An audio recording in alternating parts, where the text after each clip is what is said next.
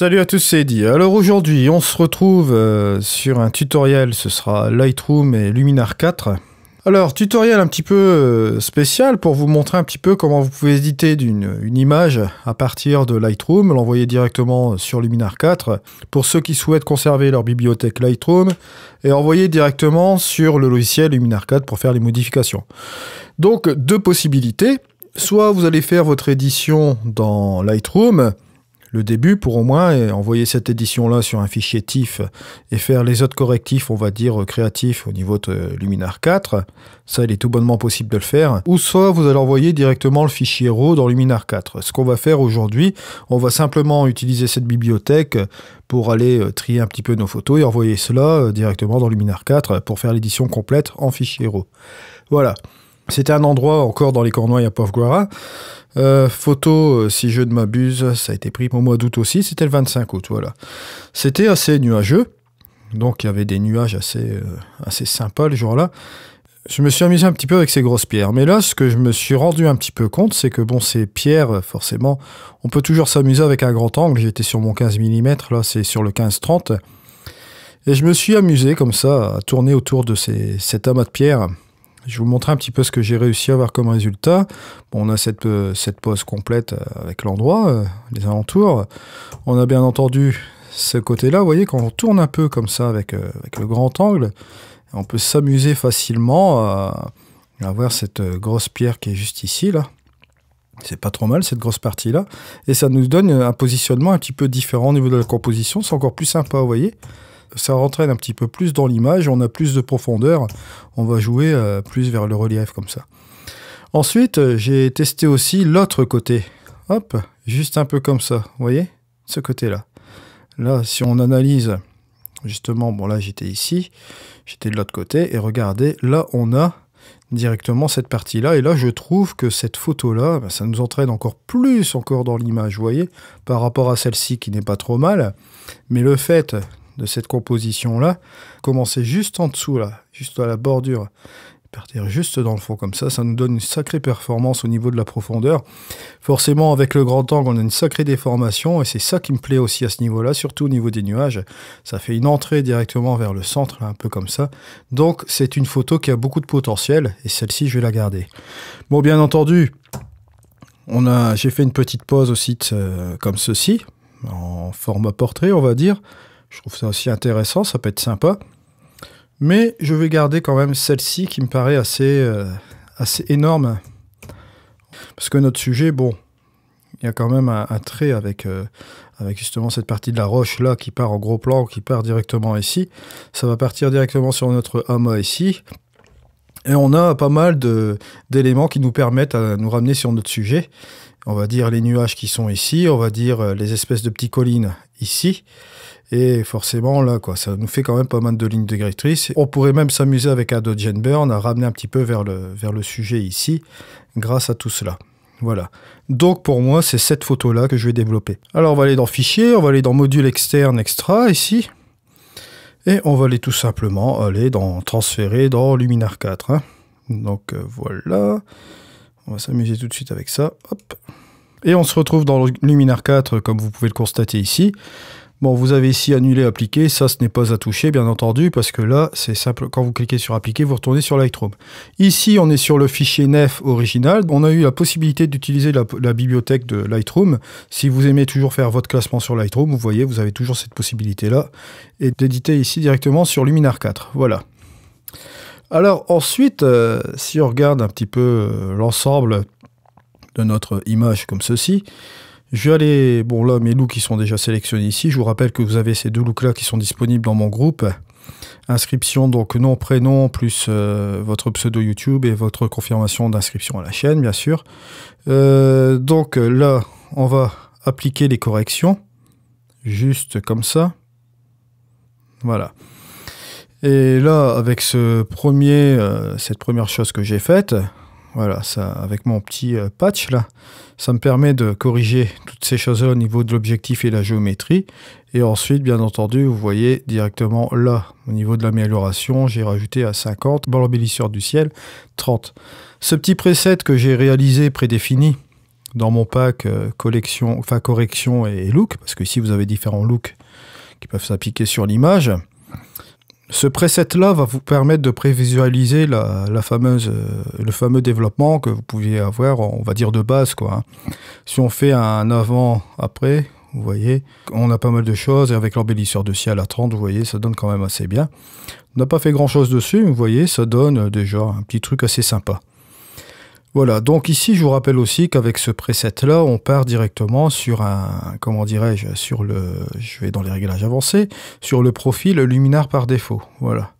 Maintenant, il vous est possible d'aller chercher votre profil qui est là, et d'aller chercher par exemple le plat. Voilà, juste un petit peu comme ça. Et là, à ce moment-là, on peut repartir un petit peu plus loin, on peut avoir plus de latitude au niveau du développement. Ce qui est fort amusant ici, regardez au niveau de l'histogramme. Il suffit de lire toujours l'histogramme, c'est toujours la base au début dans la phase de développement initiale. Là, on va un petit peu s'amuser à ramener tous des échantillons au niveau de la luminosité par ici, en débouchant un peu les ombres, juste un peu comme ça, et en ramenant le point blanc pour qu'il se ramène un petit peu juste ici, comme ça, vous voyez. Et là, on se retrouve avec une exposition vraiment sympa.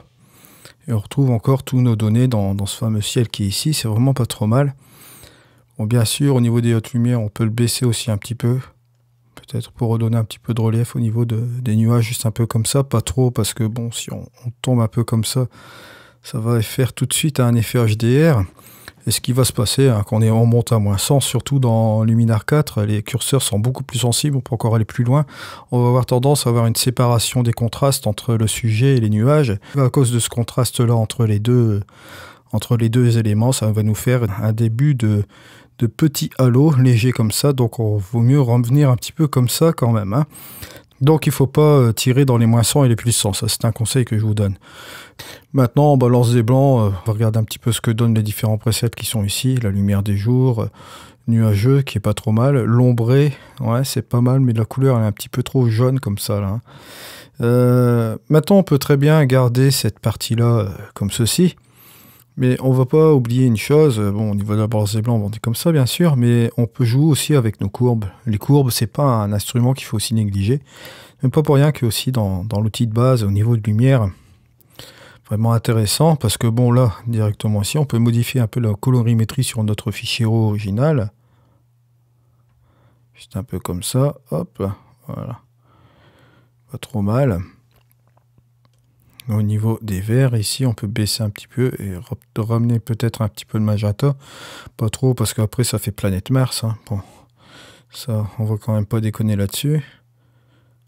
Bon, voilà, juste un petit peu comme ceci.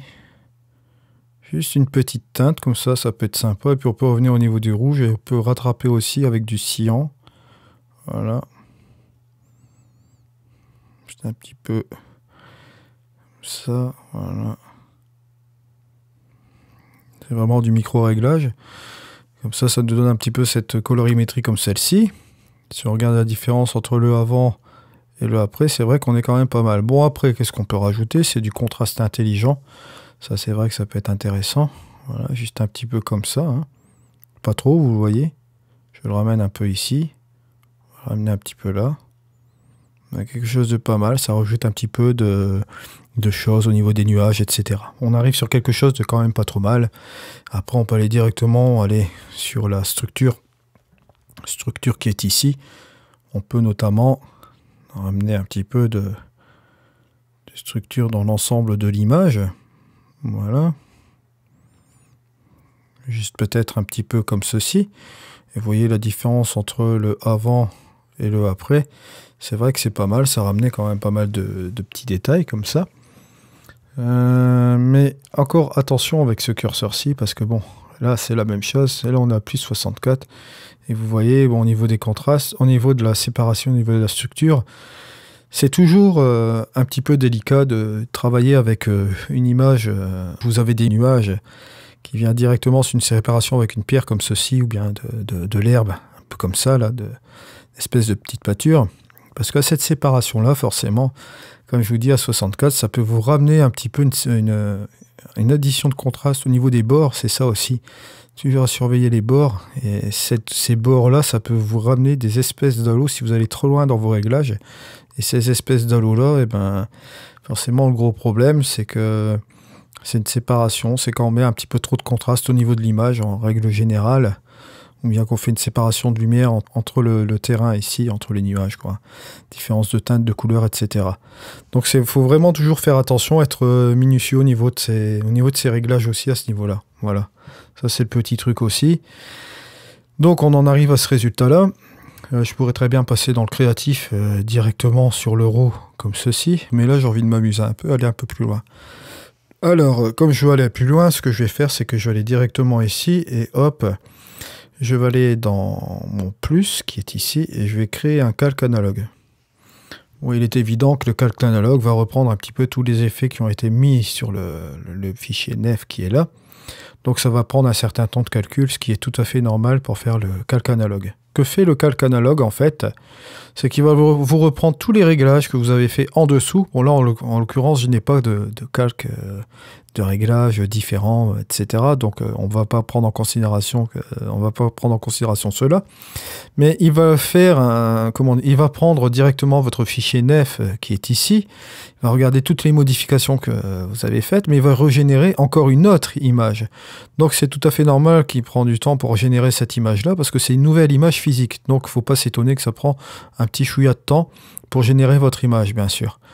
Donc voilà, une fois que ce calque analogue-là est fait, regardez, hop, vous partez dans l'édition. Si vous voulez rajouter encore quelque chose, bon par exemple de mystique, hop, vous voyez, c'est de l'instantané, il n'y a pas de problème.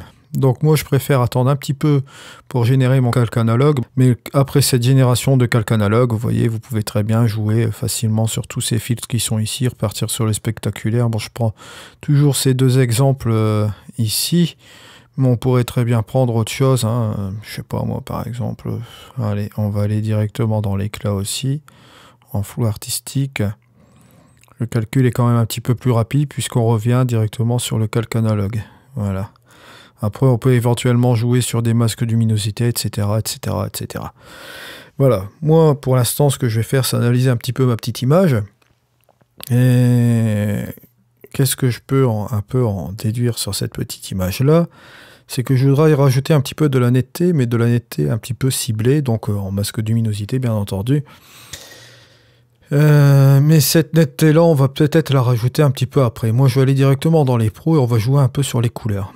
C'est ça qui m'intéresse, parce que ces fameuses couleurs-là, ça va me permettre un petit peu de différencier un peu les tons. Déjà, c'est ce qu'on va faire, c'est qu'on va faire une séparation des couleurs pour faire ressortir un petit peu plus le sujet ici au niveau des roches. Je pense que ce sera le plus intéressant ici à ce niveau-là. Donc on y va. Je prends mes réglages avancés comme ceci. Je vais aller directement dans ma balance des couleurs. Je ne vais pas lésiner. Là, je vais prendre mes ombres, mes tons moyens et mes hautes lumières. Donc ici, ce qu'on va faire, c'est baisser peut-être un petit peu au niveau des magentas, juste un petit peu comme ça. Je fais mon petit test au niveau des ombres. C'est pas trop mal sur ce canal magenta comme ça, juste un peu. Ouais. Si je vais de l'autre sens, ça va plutôt avoir tendance à réchauffer. C'est pas mal non plus, hein. C'est au choix. Là, il y a cette partie-là qui est bien, mais là, ça donne pas mal non plus. Ça reflète un petit peu plus la réalité du terrain, surtout à ce niveau-là. Attendez. Voilà. Nous offre un petit peu plus de choses intéressantes. Au niveau des tons moyens, je vais regarder un petit peu ce que je peux faire aussi. Hop, hop. Voilà. J'ai toujours accentué comme ça. Au niveau des hautes lumières, voilà, on va avoir tendance à jouer plus sur le ciel. Là, par contre, je vais faire la différence.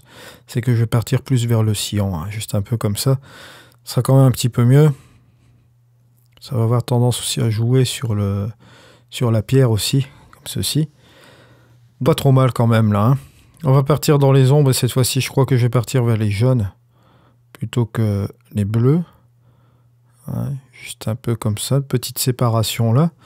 Dans les tons moyens on va peut-être s'amuser aussi dans cette séparation là et forcément dans les hautes lumières là ce sera plutôt une autre tendance parce que vous voyez là faire cela comme ça c'est pas très bon au niveau des nuages. Par contre à l'inverse au niveau du bleu c'est pas mal comme ça. Ouais.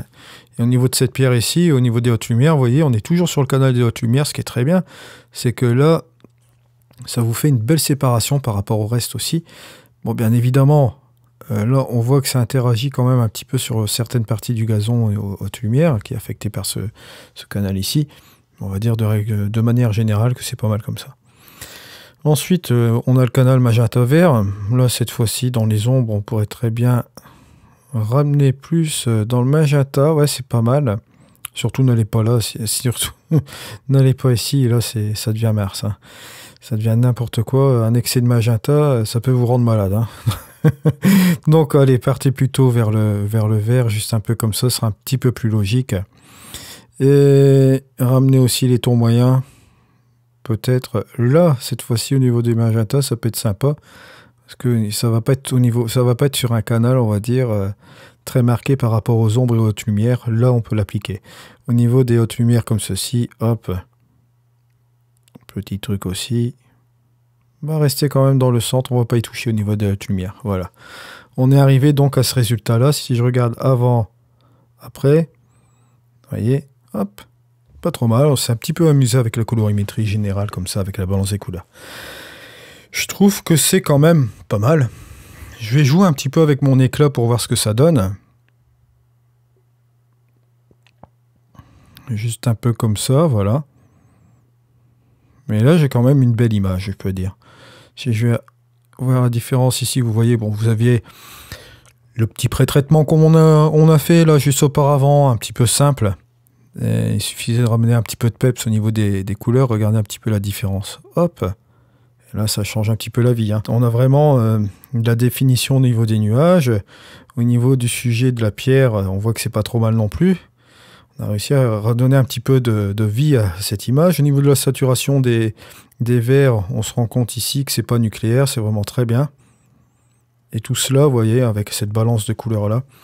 Bien sûr, cette balance des couleurs, il faut savoir un petit peu quel canal utiliser pour jouer un petit peu sur notre image. Il suffit de faire une petite analyse au début, comme je vous l'ai montré juste comme ceci, ça vous prend 2-3 minutes. Hein. Une fois que vous avez fait la petite analyse de votre image, que vous connaissez un petit peu la base de la synthèse additive, parce que bon là ici on travaille en synthèse additive, il se peut que dans d'autres logiciels, vous puissiez sélectionner la synthèse soustractive, mais là, en l'occurrence ici, on est en additif, voilà. Donc, on va continuer un petit peu notre traitement. Alors, cette fois-ci, ce que je veux faire aussi avec ce petit traitement-là, bon, bien entendu, on va repartir un peu dans le créatif. J'étais parti dans l'éclat. Voilà. Ça donne un petit côté rêve comme ça, c'est pas trop mal avec le flou artistique. Ou bien on a aussi le mystique. C'est vrai que dans ce cas-ci, ça donne un truc pas trop mal, mais c'est beaucoup au niveau des nuages que c'est pas mal quand même, quoi. Beaucoup au niveau des hautes lumières.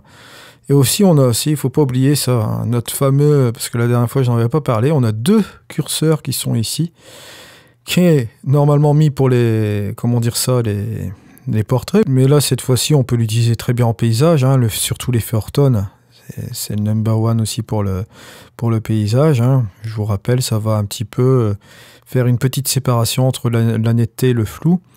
Et ça vous donne un effet un petit peu comme ceci. Je trouve ça vraiment sympa. Vous voyez, juste un peu là, comme ça.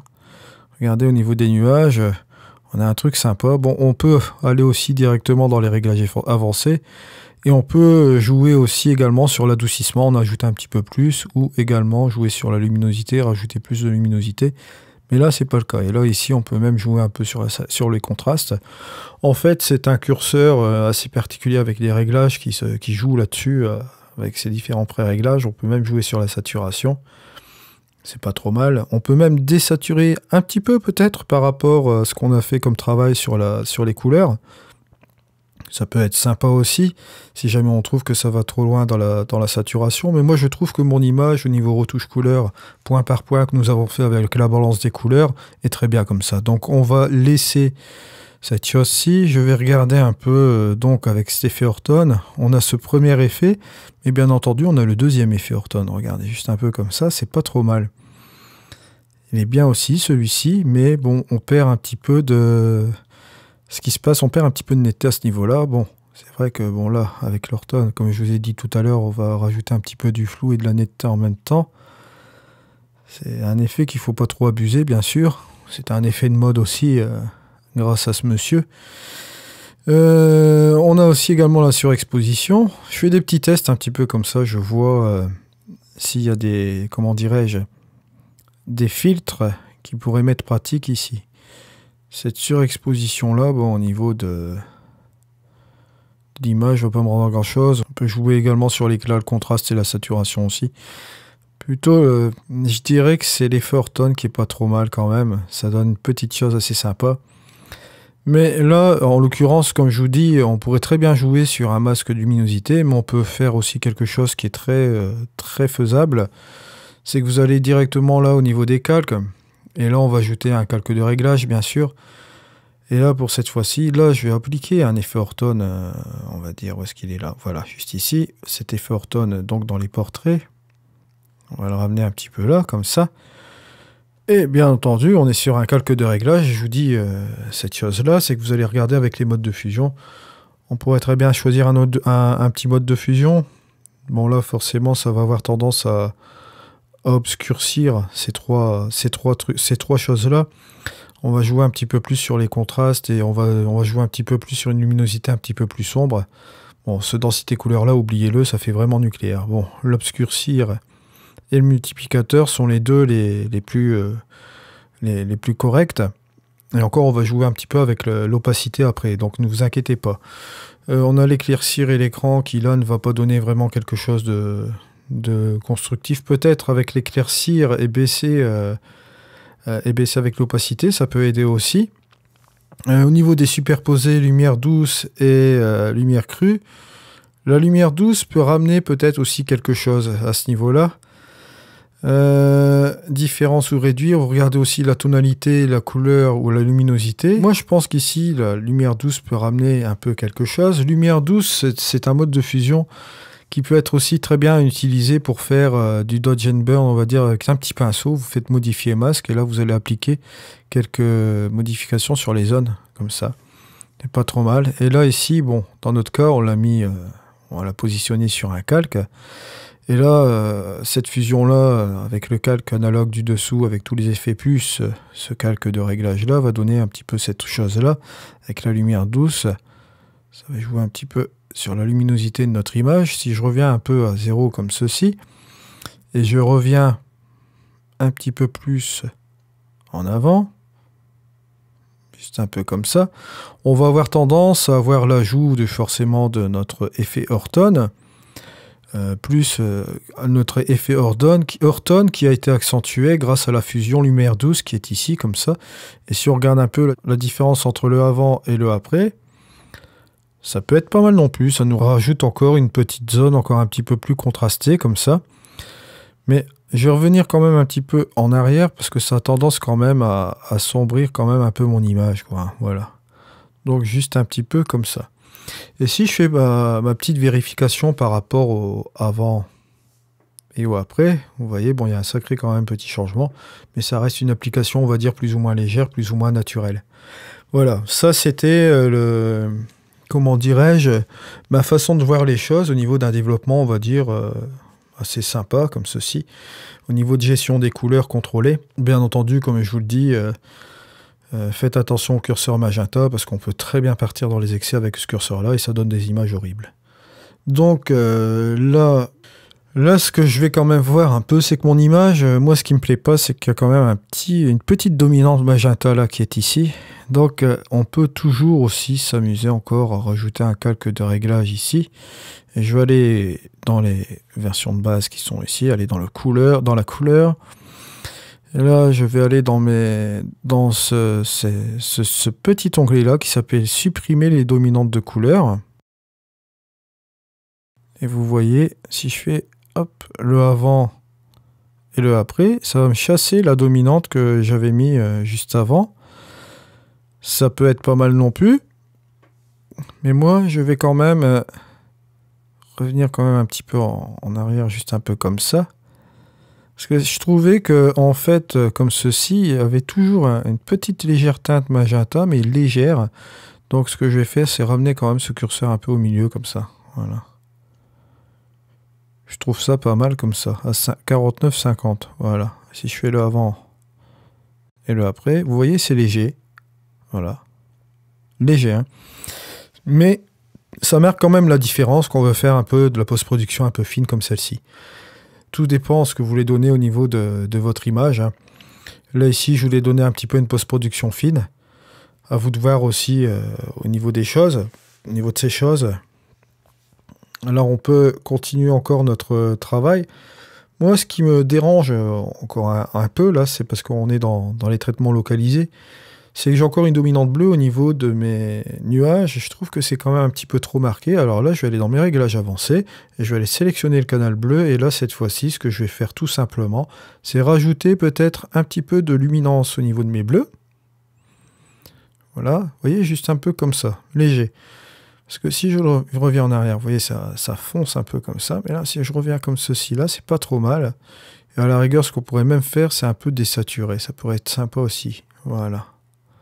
Parce que trop bleu aussi, c'est trop pétant. C'est pas excellent non plus, quoi. Donc, voilà. On en arrive un petit peu à ce résultat-là. Je vais dire que c'est quand même pas trop mal. Hein. On est parti sur une image de base qui était comme celle-ci, vous voyez. C'était terne.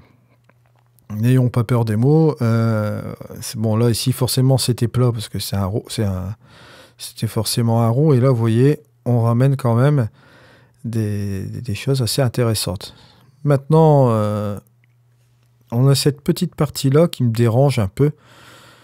Ça me distrait un peu au niveau de l'œil.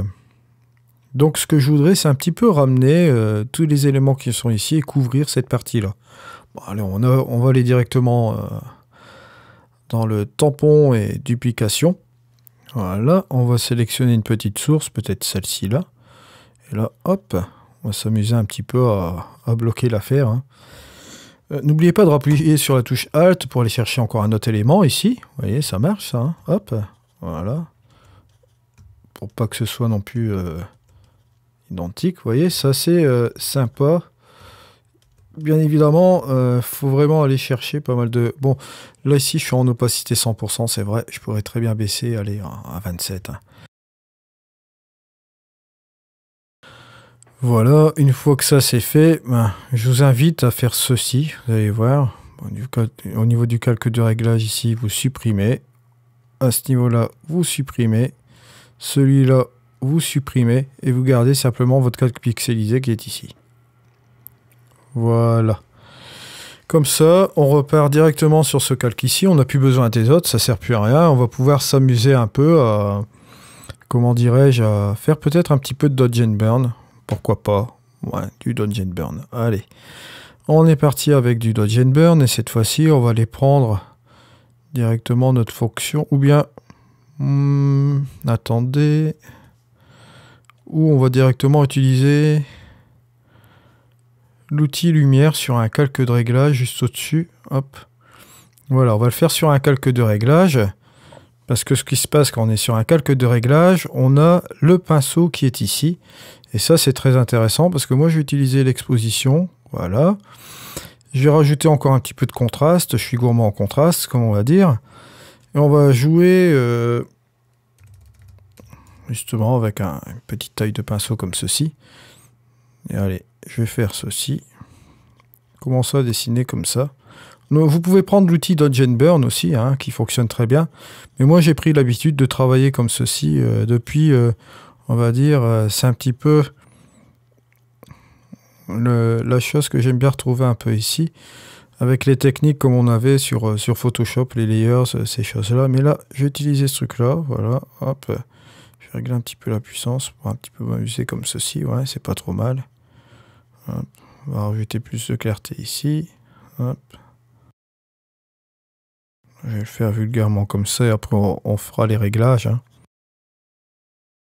Si je regarde la différence, hop, avant, après, ça ramène quelque chose un peu, c'est pas trop mal. Juste un petit peu comme ça. Après, je pourrais très bien m'amuser aussi un petit peu avec les nuages. Hein. Là, cette fois-ci, je vais remettre encore un nouveau calque de réglage, juste un peu comme ça. On va aller là, ici. Je vais aller rechercher un petit pinceau. Parce que forcément, cette unité-là apparaît sur les calques de réglage, si on en avait parlé. Mais cette fois-ci, je vais aussi baisser un peu mes hautes lumières et baisser peut-être un petit peu l'exposition. Et là, hop, on va s'amuser un petit peu à faire un petit marquage au niveau des nuages. Là. Un petit peu là.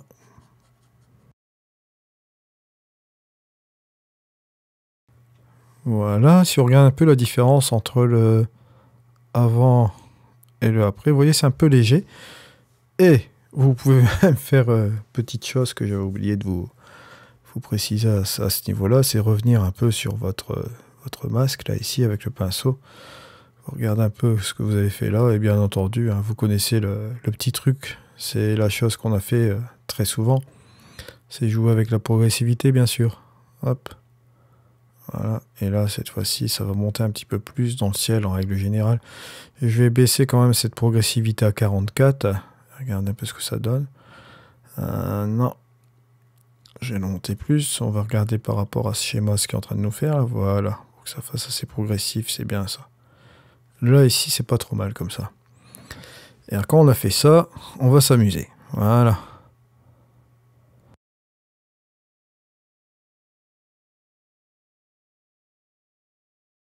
Voilà, c'est un petit peu mieux comme ça. Avant, après, vous voyez, c'est léger, mais bon, on a quelque chose au niveau des nuages. Donc, voilà. Je vais revenir quand même un petit peu sur l'autre calque de réglage qui est ici aussi. On va faire un peu la même chose sur ce qu'on avait fait comme travail là, au niveau du calque ici. On va reprendre notre petit pinceau. On va regarder un petit peu ce qui a été fait là. Et là, la même chose, on va un peu ramener cette progressivité, juste un peu comme ça. Hein. Voilà, ce qui est pas trop mal comme ça. Donc, voilà. Pour terminer un petit peu sur notre image, là, hop, je vais rajouter ceci. Voilà. Donc maintenant, pour terminer un peu notre image, ce que je vais faire aussi, c'est faire une petite zone de netteté, mais au niveau des tons moyens, justement, avec un masque de luminosité. On va faire ça tout de suite, donc sur un calque de réglage qui sera ici. Voilà. Et là, cette fois-ci, je vais prendre une luminosité. Un petit peu là, voilà, on va pas trop marquer. Je vais prendre plus celle-ci, ouais, c'est pas trop mal. Ou celle-là, peut-être. Voilà. Et là, cette fois-ci, on va faire une luminosité. Hop. Une fois que ça c'est fait, bon, comme vous le savez, vous faites un copier. Voilà. Vous enlevez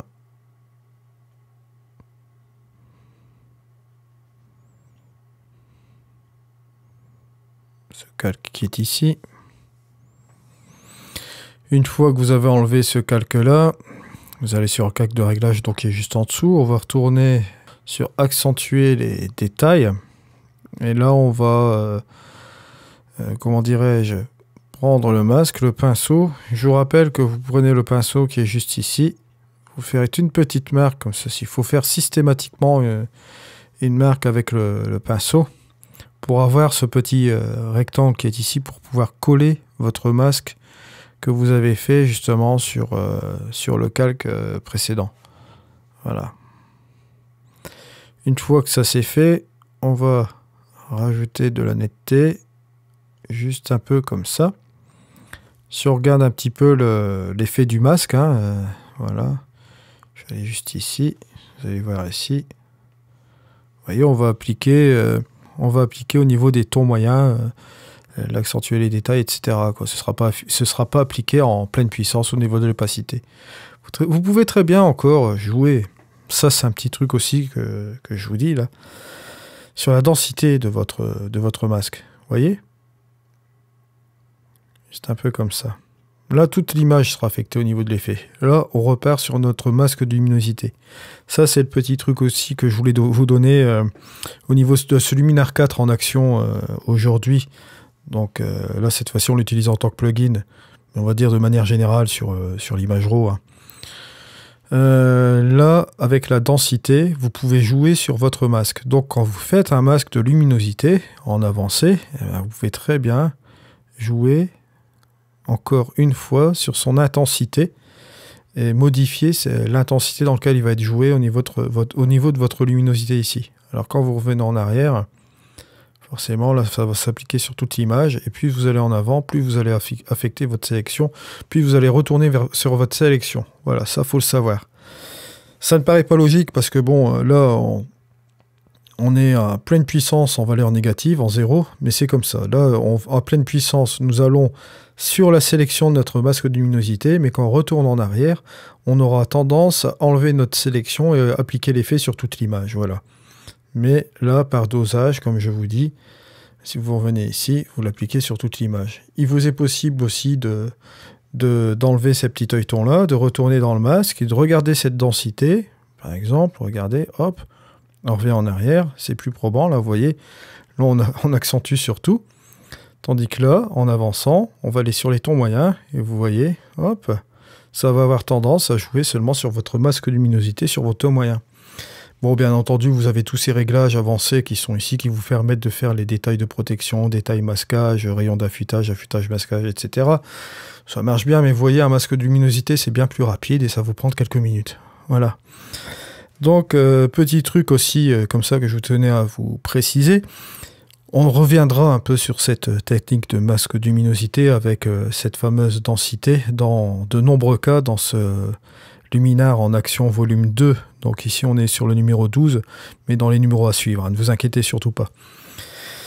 Donc on en arrive à un résultat quand même assez sympa. Regardez, on a même rattrapé de la netteté comme ceci, hein. On a fait un truc vraiment sympa.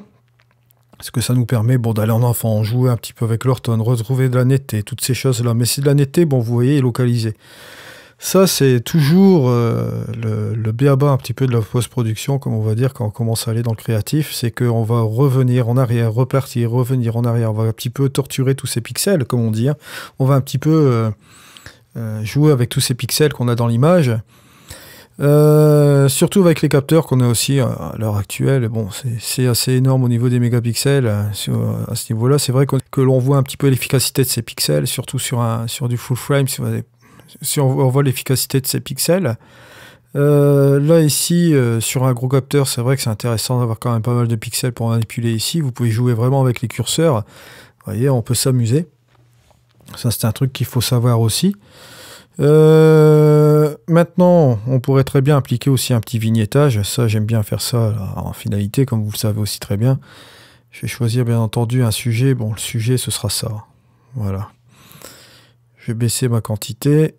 Vous voyez, hop, on va baisser cette quantité-là. Et la deuxième chose à faire, c'est à baisser la taille. Vous allez dans les réglages avancés, forcément, vous allez jouer sur la forme. Bon, soit comme ceci, soit en ellipse un peu comme cela. Moi, je trouve que l'ellipse, on va le laisser par défaut, ça marche très bien.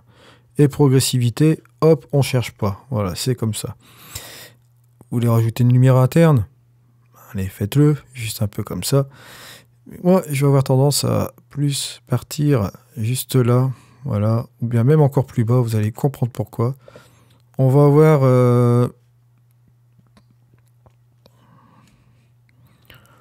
avoir quand même tendance à, si je prends ça comme ça, voilà, c'est pas trop mal, à jouer sur toute cette partie-là, cette zone qui ramène par là. Et là, ce que je vais faire, c'est jouer avec cette quantité, bien sûr, parce que bon, on peut pas fermer à pleine puissance, hein. On va jouer un peu, peut-être, voilà, à 47, hein, c'est pas trop mal. Si je regarde la différence entre le avant et le après, c'est vrai que ça donne quelque chose. Ça referme, bien sûr, le nuage sur ce fameux sujet qui quand même est là, quoi. On voit que c'est ça, le sujet, ça ramène par ici. Mais le fait de reformer un petit peu l'image là, ça nous aide à nous concentrer un petit peu plus là-dessus et ça nous donne encore pas mal de dimensions au niveau de notre petite image. Voilà. Si on veut encore plus accentuer, parce que là on a joué sur une petite vignette comme ceci, d'accord ?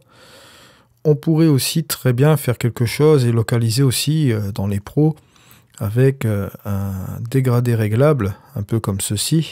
On va regarder un petit peu au niveau de l'orientation ce qu'on peut faire. On va le remettre un petit peu en diagonale, juste un peu comme ça.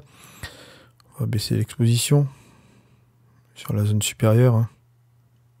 Et sur la zone inférieure, on va baisser aussi l'exposition.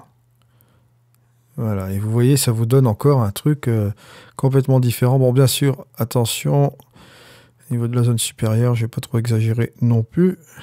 Juste un peu comme ça. On aurait pu très bien aussi jouer seulement au niveau des hautes lumières, hein, parce que là on joue sur l'exposition générale, et c'est vrai que, hop, je reviens un peu en arrière, je vais retourner sur la zone supérieure et je vais baisser un peu mes hautes lumières simplement, vous voyez, ça va pas appliquer le reste. Et la zone inférieure, on va peut-être baisser aussi les hautes lumières, juste un peu comme ça.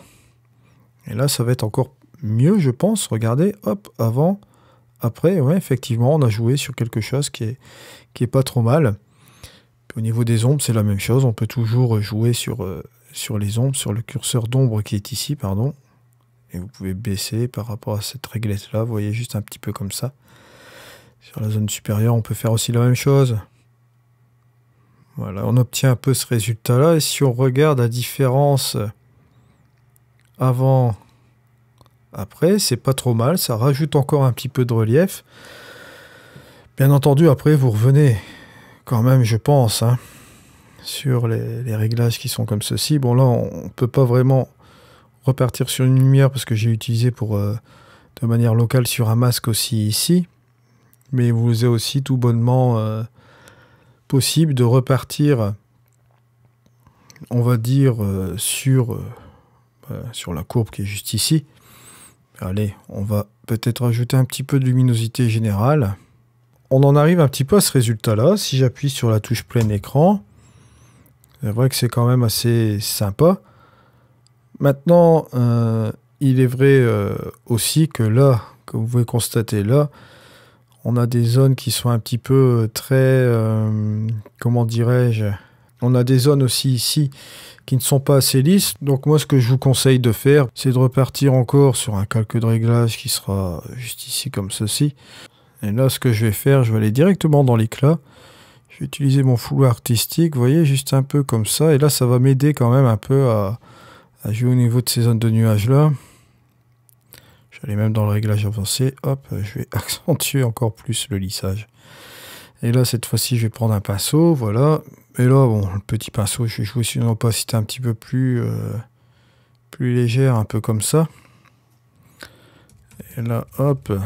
Je vais apporter cette solution-là, juste un petit peu ici, voilà, hop,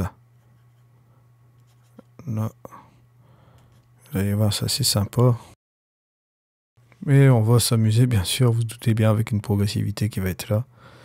Et ça va un peu nous éclater cet effet-là, vous voyez, juste un peu là. Là, on est comme ça c'est brut, mais si on va ramener la progressivité, regardez. Là, on le voit presque pas, mais si je le ramène tout doucement, hop. Juste un petit peu de truc comme ça, là ça va faire une petite attirance aussi à ce niveau-là. C'est pas trop mal. Maintenant c'est vrai que ça me dérange un petit peu encore à ce niveau-là. On pourrait très bien jouer sur autre chose. Peut-être on pourrait... Là comme je vois que c'est quand même un peu léger ce truc-là. Allez, on va pas chipoter, je vais aller directement dans mon tampon de duplication. Hein. Bon, là, on va garder une opacité de 64%, ça peut très bien marcher comme ça. Hop, on va prendre ceci et regardez, hop, voilà, hop. On va un petit peu adoucir cette petite image. Là, bien entendu, on va reprendre un petit peu cette partie-là, hop, là, hop, juste un peu comme ça. Ça, on va faire ça un peu par ici, un peu par là.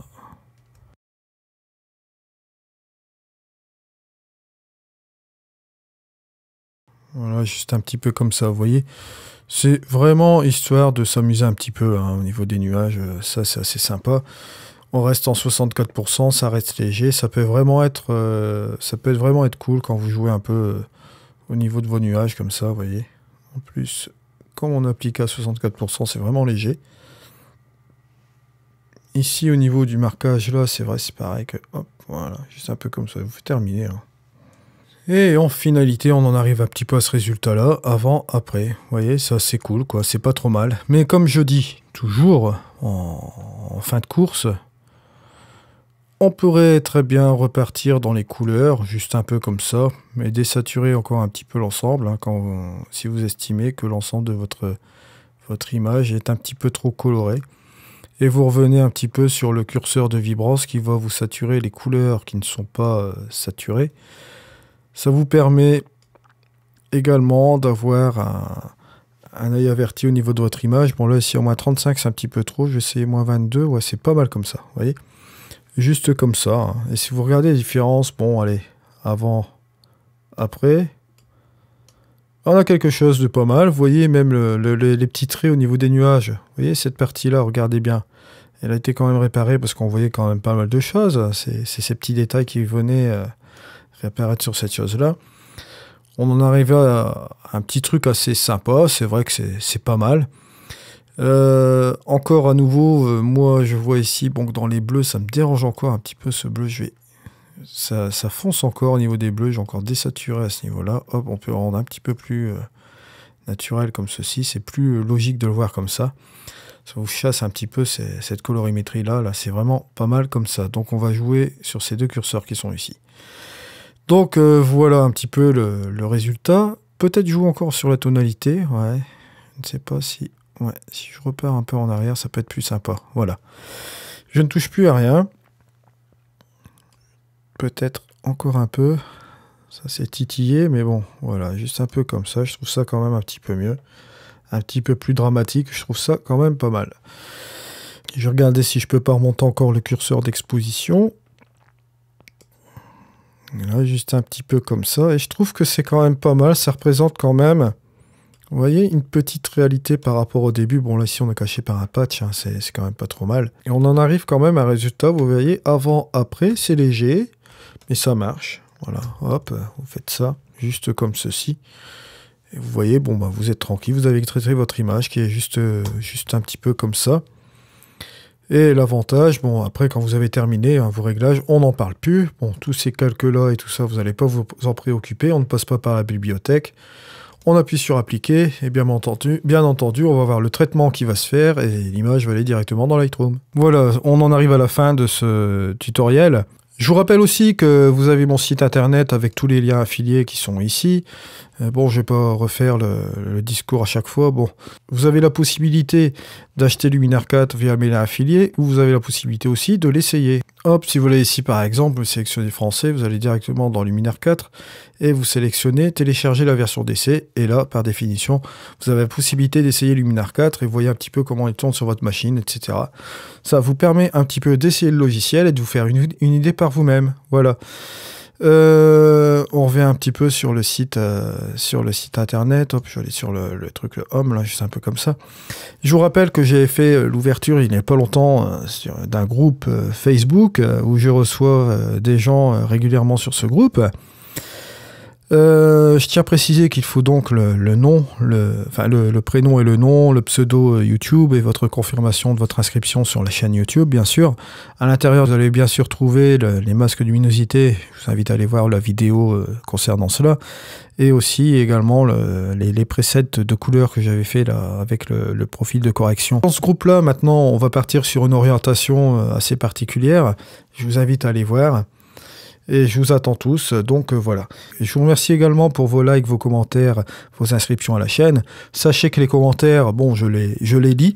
Je réponds toujours aux commentaires, mais sachez que ça prend un petit peu plus de temps en ce moment parce que j'ai énormément de boulot au niveau des tutoriels. Je réponds tout le temps, ça ne vous inquiétez pas. Donc tous ces liens que vous voyez affiliés avec ces différentes sociétés me permettent d'avoir une petite commission pour moi faire survivre cette chaîne. Je vous remercie à tous donc de votre écoute et vous souhaite une bonne soirée, bonne journée. On se retrouve donc pour un nouveau tutoriel demain. C'était dit sur Luminar 4 en action, là le volume 12. Allez, au revoir.